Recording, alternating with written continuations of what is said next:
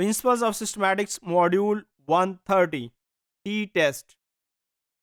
T-test is used when we are interested to compare the means of two samples.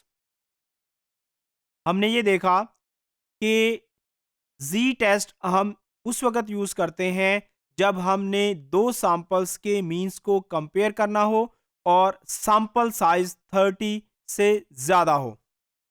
T test हम उस सूरत में apply करेंगे जब हमारे पास दो सैंपल हों, हम उनके मीन्स को कंपेयर करना चाहते हों और सैंपल साइज 30 या 30 से लेस हो. अब टी टेस्ट के लिए अजम्पशंस क्या हैं? टी टेस्ट के लिए डाटा की जो डिस्ट्रीब्यूशन है वो नॉर्मल होनी चाहिए, क्योंकि टी टेस्ट एक पैरामीट्रिक टेस्ट है. उसके बाद sample should be taken randomly from the population, यानी जिन सैंपल्स को हम कंपेयर करने जा रहे हैं वो सैंपल्स पॉपुलेशन में से रैंडमली सिलेक्ट किए गए हों.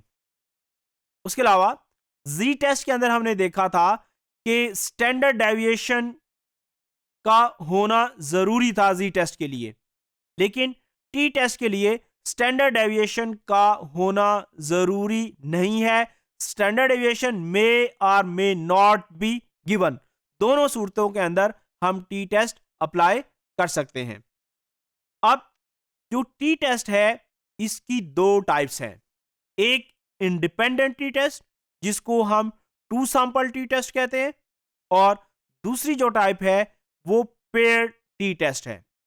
अब दोनों के अंदर डिफरेंस क्या है? हम कहां पे two sample T test apply करेंगे और कहां पे पेयर टी टेस्ट अप्लाई करेंगे, इसको हम मुख्तलिफ एग्जाम्पल से समझते हैं. फॉर एग्जाम्पल, आप एक फील्ड में जाते हैं और उस फील्ड में से आप रैंडमली कोई से 10 प्लांट्स सिलेक्ट कर लेते हैं और उनकी हाइट्स मालूम कर लेते हैं. एक महीने के बाद आप दोबारा से उसी फील्ड के अंदर जाते हैं और रैंडमली आप कोई से 10 प्लांट्स सिलेक्ट करते हैं और उनकी हाइट्स भी आप मालूम कर लेते हैं.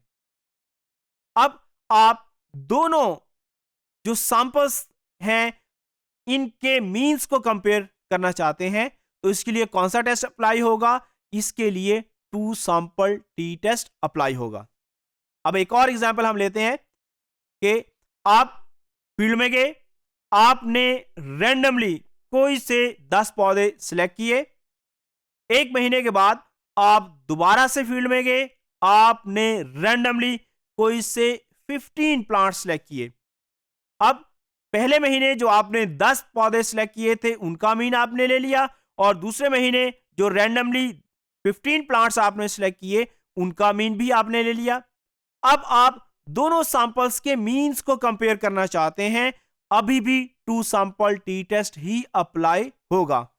इसका मतलब यह है कि जो टू सैंपल टी टेस्ट है इसके लिए सैंपल साइज सेम भी हो सकता है जैसे प्रीवियस केस के अंदर था, और सैंपल साइज फर्क भी हो सकता है, जैसे कि हमने देखा कि पहला सैंपल 10 का था, दूसरा सैंपल 15 का था.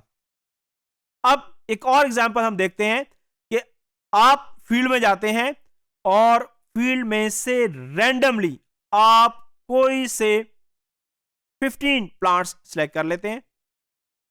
अब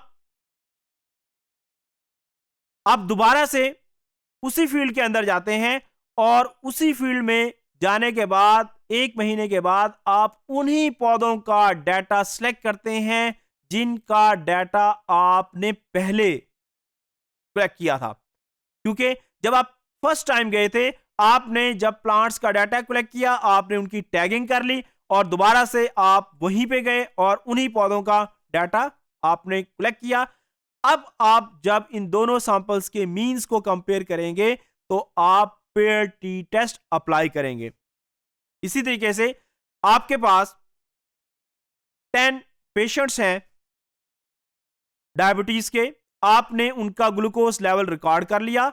उसके बाद एक महीना आपने उनको कोई मेडिसिन खिलाई, 1 महीना मेडिसिन खिलाने के बाद आपने दोबारा से उनका ग्लूकोज लेवल रिकॉर्ड किया, आप कंपेयर करना चाहते हैं कि इनका जो ग्लूकोज लेवल था मेडिसिन खाने से पहले और मेडिसिन खाने के बाद, उसमें स्टैटिस्टिकल डिफरेंस मौजूद है या नहीं है, तो इस सूरत में आप पेयर टी टेस्ट अप्लाई करेंगे। तो दोनों जो टेस्ट हैं उसमें बेसिक डिफरेंस क्या हुआ कि जो पेयर टी टेस्ट है, पेयर टी टेस्ट के लिए एंटिटीज का सेम होना जरूरी है, यानी जिनका डाटा आपने पहले कलेक्ट किया उन्हीं का डाटा आपने बाद में भी कलेक्ट किया। इसमें सैंपल साइज हमेशा बराबर रहता है। जबकि जो टू सैंपल टी टेस्ट है, टू सैंपल टी टेस्ट के लिए जो